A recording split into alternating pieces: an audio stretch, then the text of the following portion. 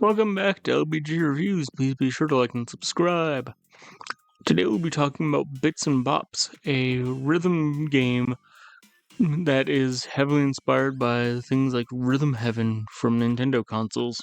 The game sees you playing a series of rhythm-based mini-games and then attempting mixtapes where basically each of the mini-games of that set were mixed together into one big song with a specific theme applied to them. And basically, you've got to try to remember all of the different mechanics from the different minigames and basically react to what pops up next. Now, because I'm visually impaired, a lot of people like to make the joke about how, because I'm visually impaired, my other senses must be heightened to make up for the loss in vision, right? That's partially true, but also kind of not. See, the best way I can put it, right, is when you are in a very bright room, or when very bright lights get shown onto your face first, right? It's very blinding. But then, as time goes on, as you sit there for a moment, your eyes can begin to adjust. While yes, it is still very bright, it might not be pleasant to look directly at the lights, it might be unpleasant to be in that area for a long time, you can at least manage, right?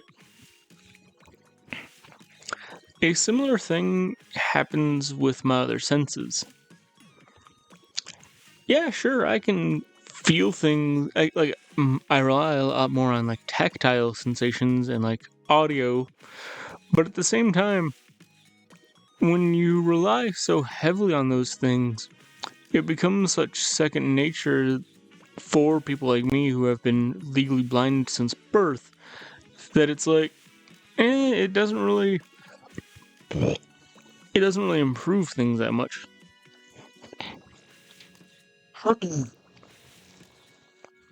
As a result, although I've enjoyed the concept of rhythm games, I've never really been the biggest fan of attempting to play them too much. But I also enjoy watching my family members suffer while they try to play games. So I picked up Bits and Bops to ready myself and to hopefully ready my family for when the new Rhythm Heaven game comes out later this year.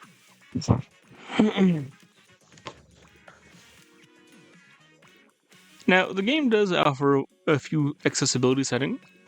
It offers adjustment of certain cues and like visual effects. It also offers volume adjustments, of course. It also offers it also has an option to have the game complete a minigame for you, so that way you can move on to newer content within the game. And I've got to say, I love when games do that. Like Mario Maker 2, I loved the fact that in the story mode, if there was a level that you could not beat, you could have Luigi beat it for you. And then, yeah, sure, you might not necessarily get the full rewards for beating that level, but it would still allow you to move on with the story. Because, like, in Bits and Bops, the better you do at a minigame, the more rewards you get related to that minigame. Because, like, the game has a series of medals that you can earn for each minigame, and each one is designated to a rank. If you do extremely poorly at a minigame, you will get the message "try again." But then, if you do good enough, you'll get the cool message, the cool medal. Then you'll get the amazing medal. Then you'll get the gold perfect medal. And then finally, the diamond perfect medal if you do it flawlessly.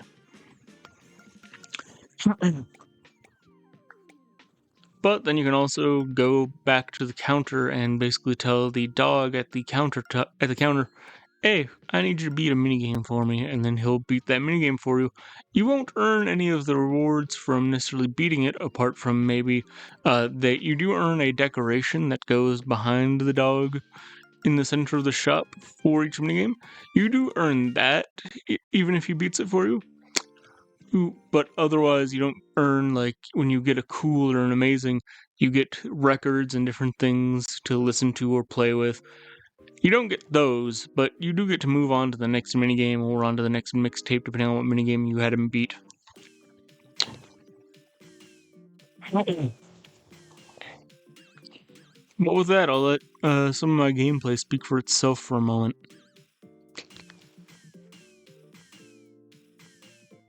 So yeah, that's Bits and Bops.